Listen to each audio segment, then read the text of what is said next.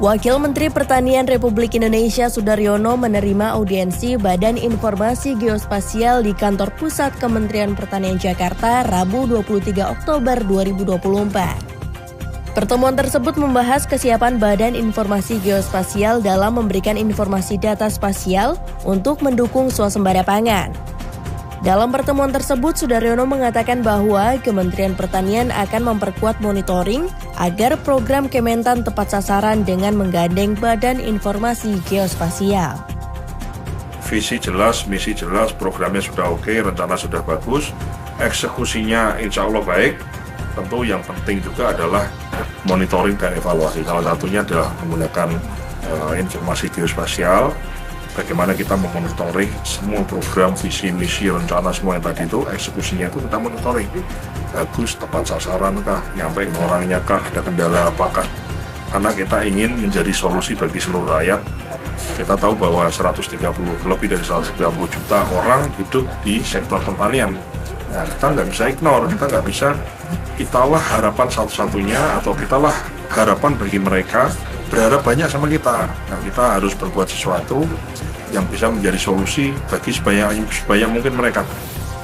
Disebutkan oleh Aris Marfai selaku Kepala Badan Informasi Geospasial bahwa dalam swasembada pangan perlu memikirkan ekstensifikasi pertanian seperti lahan pertanian baru dengan dibantu data spasial untuk mengetahui kondisi potensi lahan. Sebagai informasi tambahan, data geospasial merupakan data mengenai lokasi geografis, dimensi, atau ukuran, dan atau karakteristik objek dan atau pelaksanaan kegiatan yang berhubungan dengan ruang kebumian.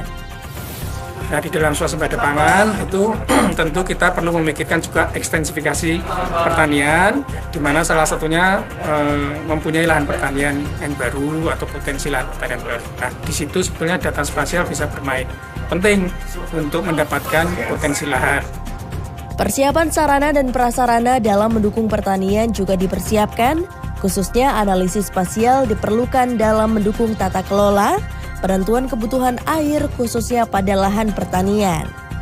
Aris Marfai menegaskan bahwa BIG siap memberikan data spasial untuk mendorong swasembada pangan 2028. Juga yang ketiga kaitannya terkait dengan sarana prasarana untuk mendukung pertanian. Yang dalam hal ini misalnya infrastruktur untuk irigasi. Sekali lagi, lahan pertanian itu juga membutuhkan saluran irigasi yang bagus, dan kami tadi juga sudah memperlihatkan bagaimana analisis spasial itu bisa digunakan untuk membantu melakukan pemetaan terhadap potensi sawah yang ada irigasinya, atau bisa diintervensi dengan irigasi, dan atau bisa dicarikan dari sumber-sumber pengairan yang lain, misalnya air permukaan, air bawah tanah, kemudian juga curah hujan dan lain sebagainya. Nah, di situ data spasial lagi-lagi bermain. Bagaimana kita bisa, misalnya daerah dengan curah hujan yang tinggi, mempunyai kapasitas, ini apakah mempunyai lahan-lahan yang sesuai untuk pertanian. Dari Jakarta, Elsa Sabrina, Senditias Anwar, Tim TV Tani mengabarkan.